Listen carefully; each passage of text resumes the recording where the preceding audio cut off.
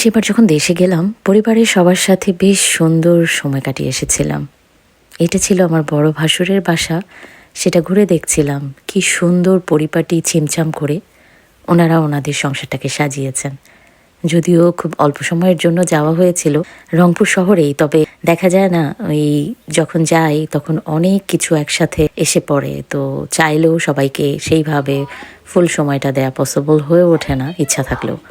তারপরেও যত বিশাল আয়োজন ভাবি করেছিলেন আমাদের জন্য। ভাইয়া স্পেশাল মিষ্টি নিয়ে এসেছিলেন দিনাজপুর থেকে। দিনাজপুরের মিষ্টি অনেক মজা, যারা দিনাজপুরে থাকেন তারা জানেন। আর আমার কাছে তো এই মিষ্টিগুলো একেবারে কি বলবো অমৃত। এই যে দইটা দেখছেন এটার টেস্টটা এতটাই অসাধারণ, এরকম ধরনের দই আমি অন্য কোথাও খাইনি। তো আজকে অনেক দিন পরে এই ভিডিওগুলো যখন দেখছিলাম সেই সময়গুলোর কথা বারবার মনে পড়ছিল।